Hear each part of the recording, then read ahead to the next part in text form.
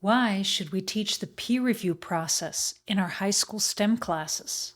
Anti-science views have grown significantly today, fueled enormously by social media. As a result, it appears that many people have lost all faith in science.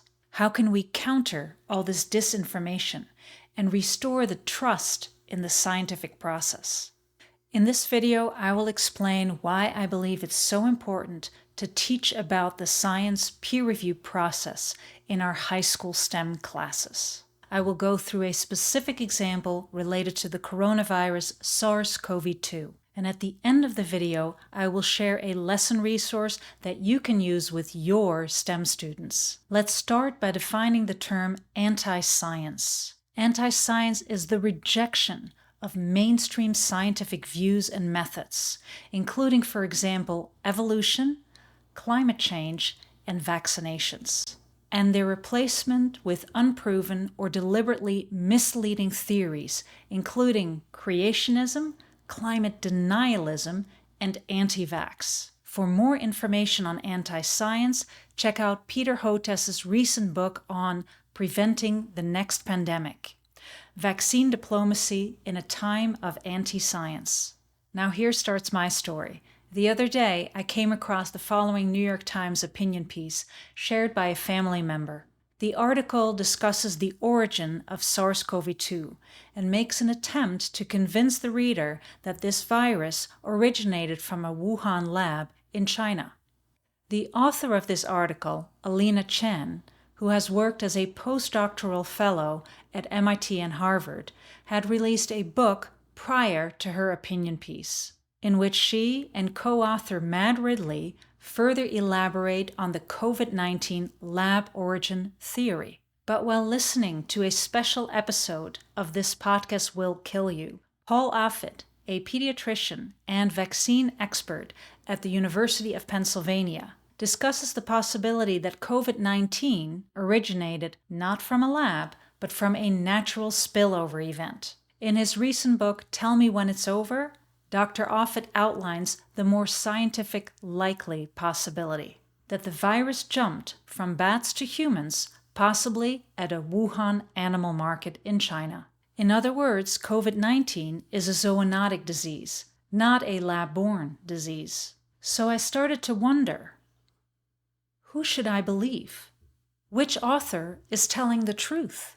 I got my answer by listening to This Week in Virology, TWIV's episode titled How the Pandemic Began in Nature in 5 key points. The episode references many peer-reviewed studies to back up their nature origin claim. I'm highlighting here one of the peer-reviewed sources, including a comprehensive review article published in the journal Cell that delves into the phylogenetic and epidemiological data centered around SARS-CoV-2, as well as the evolution of the furin cleavage site in the viral spike protein.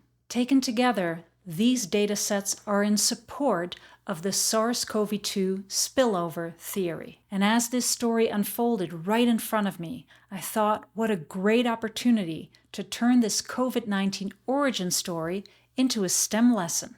The ultimate purpose for this lesson is to help restore the trust in science during this age of doubt. In his book, Rescuing Science, Paul Sutter explains how science operates, why science is flawed, and how scientists can fix it. But how can we, high school STEM teachers, help regain the public trust in science? First, we provide classroom opportunities for our students to conduct inquiry-based investigations while following the scientific method.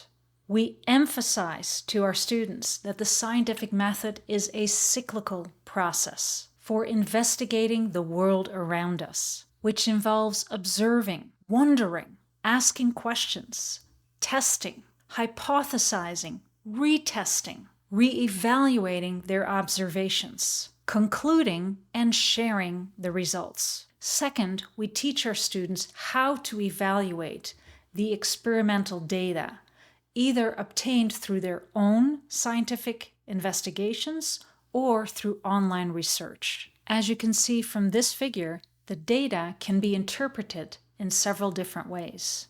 Let's take a closer look. This figure shows an example of a vaccine clinical trial for an infectious disease. The vaccine and placebo groups in this figure each have 100 randomly assigned individuals with no history of infection. If we look at the vaccine group on the left, we see that there's only one individual out of 100, making the experimental event rate 1%.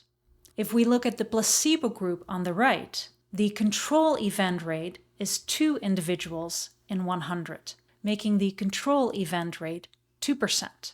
Now let's compare the 1% for the vaccine group and the 2% for the control group to each other. The absolute risk reduction is the control minus the experimental event rate. So that would be 2% minus 1%, which means the absolute risk reduction is 2 minus 1, and that equals 1% reduction.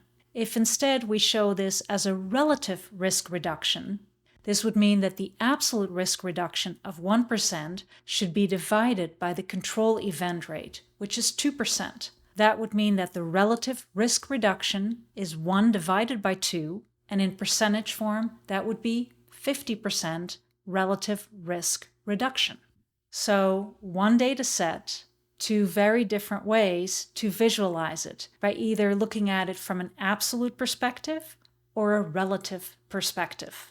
To help regain the public trust in science, we give our students the opportunity to complete inquiry-based investigations while following the scientific method.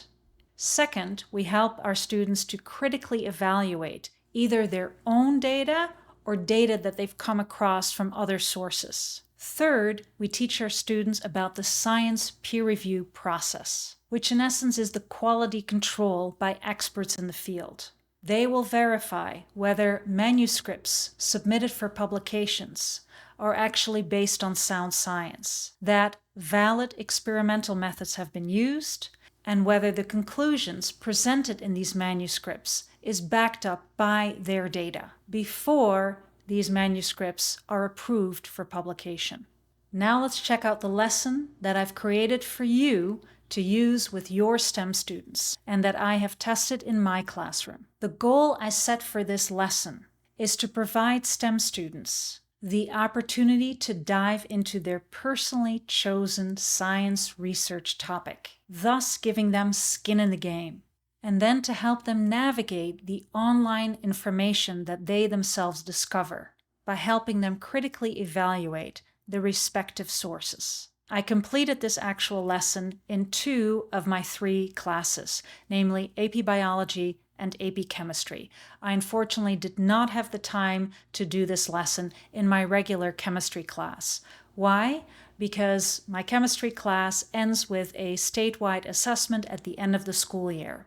The AP Bio and AP Chemistry courses, their AP exams occur a month prior to the end of our school year, which left me with enough time to actually do this particular project. I'm going to show you 4 different projects that my students conducted this past year. The first one focuses on the following central question: should you be concerned with expiration dates on food? And as my student delved into this presentation, I felt like all students, including me as a teacher, learned more about this topic. We concluded that you need not take all these expiration dates literal. Use better judgment. Another project had the following central question: how much CO2 is produced and consumed by concrete? And this particular student actually collected samples in the local area where we live in central New York, and by heating up these concrete samples after pulverizing them, he obtained some interesting data. But because the data set was so small, the student was unable to draw any firm conclusions that would help him answer his central question. And as a result of this presentation, we all learned a little bit more about cement and concrete. This third project was more in the field of psychology, with a central question of, is there a correlation between GPA and depression? And this particular project focused mostly on online research as opposed to actually conducting the experiment in our own high school classroom. In a similar manner, The last project I wish to share with you: is there a cure for celiac disease? This student conducted this project because of her own personal experience. The majority of the information presented in this project was also based on online research. If you wish to obtain a copy of the rubric that I used to conduct this scientific research project, check the link in the video description below, and in exchange for your email, it'll send you to the following Google Doc. And the link to this STEM resources can be found in this Google document.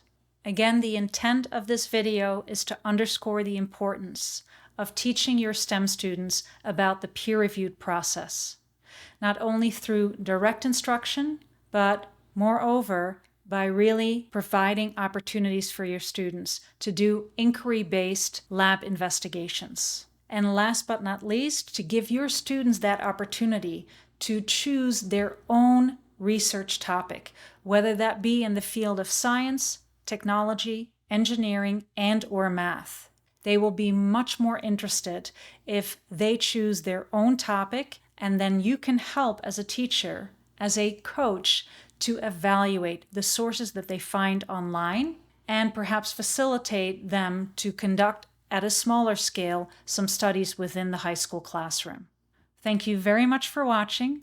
Bedankt voor het kijken. Tot ziens and see you in the next video.